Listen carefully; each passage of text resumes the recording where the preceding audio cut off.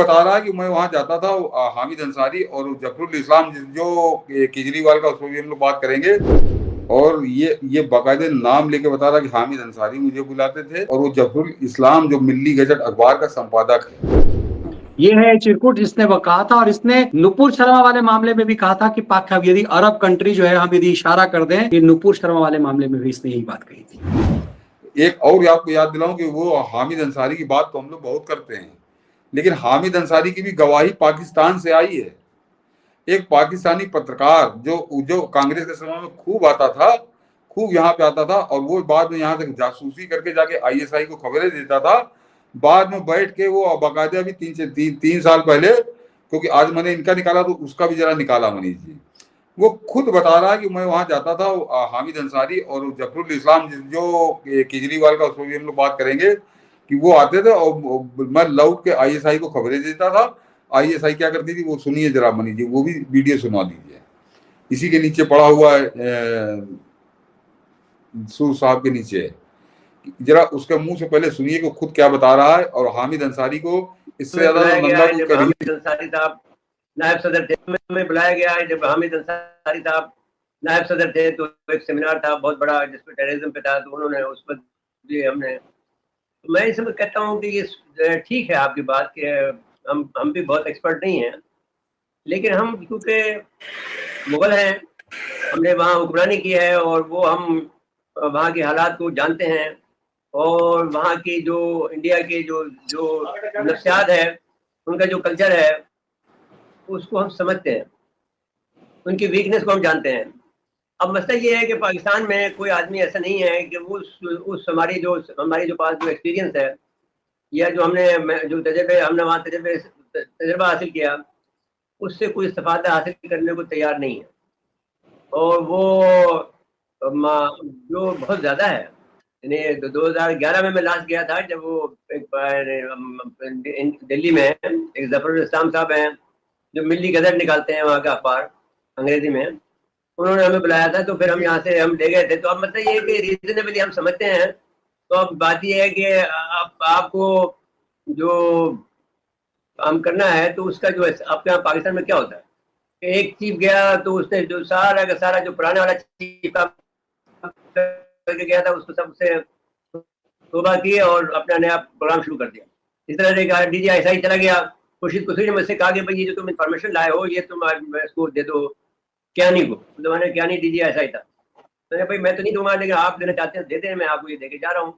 तो खैर वो उन्होंने दे दी थी। फिर बाद में किसी आदमी ने, एक ब्रिगेडियर ने मुझे फ़ोन किया, कहा कि साहब ऐसी इन्फॉर्मेशन हमें और मिल जाए तो अच्छा। तो मैंने कहा भाई ये इन्फॉर्मेशन काफ़ी नहीं है, इस पर ही काम करो।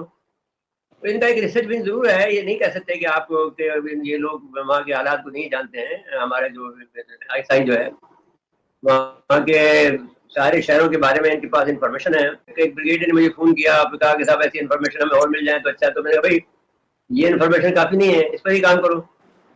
तो इनका एक रिसर्च भी जरूर है, ये नहीं कह सकते कि आप ये लोग वहाँ के हालात को नहीं जानते हैं। हमारे जो आईएसआई जो है वहाँ के सारे शहरों के बारे में इनके पास इंफॉर्मेशन है, उनकी जो लीडिंग है, उनके यहाँ जो कमजोरियां हैं, जहाँ पर वो सब जानते हैं, ये लोग जानते हैं, और लेकिन उसको इस्तेमाल नहीं करते। जब से FATF आया है तो पाकिस्तान ने कोई भी वहाँ पर एक्टिविटी नहीं की है, और वो बिल्कुल उसके हाथ पैर बने हुए हैं।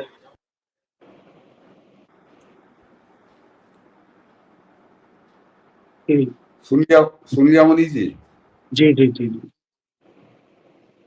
और ये बाकायदे नाम लेके बता रहा कि हामिद अंसारी मुझे बुलाते थे, और वो जफरुल इस्लाम जो मिल्ली गजट अखबार का संपादक है। और मैं दर्शकों को बता दूं कि अप्रैल 2020 में ये वही जफरुल इस्लाम है जिसको केजरीवाल ने अल्पसंख्यक आयोग का दिल्ली का अध्यक्ष बनाया था, और उसने कहा था कि अगर हम शिकायत कर देंगे अरब देशों से तो हिंदुस्तान में तबाही मच जाएगी। यानी सीधे सीधे हिंदुओं को धमकाया था कि अगर तुम नहीं मानोगे तो वो CAA वाला बवाल चल रहा था, दिल्ली दंगा हुआ था, तो हम अरब देशों से शिकायत कर देंगे तो बड़ा बवाल हो गया। यहाँ दिखा दीजिए ये इसकी जरा, कि जिस दिन मुसलमानों ने अरब देशों से, ये है चिरकुट जिसने वो कहा था, और इसने नुपुर शर्मा वाले मामले में भी कहा था कि पाक यदि अरब कंट्री जो है हम यदि इशारा कर दें, कि नुपुर शर्मा वाले मामले में भी इसने यही बात कही थी।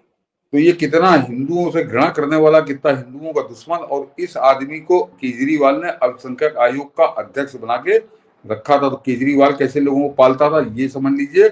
और बाकी हामिद अंसारी को तो सोनिया गांधी ने 2 बार उपराष्ट्रपति बनाया इस देश का, और वो राष्ट्रपति भी बनाने की तैयारी कर रही थी, तो प्रणब अड़ गए, इस वजह से नहीं बना पाई। तो ये अपने आप में जो, और ये खुलासा पाकिस्तान के अंदर बैठकर पाकिस्तान के पत्रकार से एक पाकिस्तानी पत्रकार कह रहा है जो कई बार हिंदुस्तान के चक्कर लगा चुका है, और जनरल कियानी के समय की बात वो घटना बता रहा है।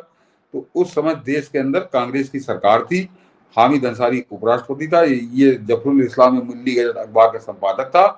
तो कैसा गठजोड़ तैयार हुआ था भारत विरोधियों का, भारत के अंदर जो दुर्भाग्य से सत्ता पाया हुआ था, ये लोग मिलकर देश को कैसे लूट रहे थे, ये इससे नंगा उदाहरण कोई हो नहीं सकता। मनी बिल्कुल सचमुच ये चौंकाने वाला है। और ये केजरी राष्ट्रवाद की बात करता है, कम से कम कांग्रेस तो इस तरह की बातें अब नहीं करती हो, तो अपने आप को घोषित कर चुकी है वो एक वो मुस्लिम लीग हो चुकी है। लेकिन ये केजरी तो राष्ट्रवाद की बात, ध्वज लेकर के चलना, ये नौटंकी के साथ।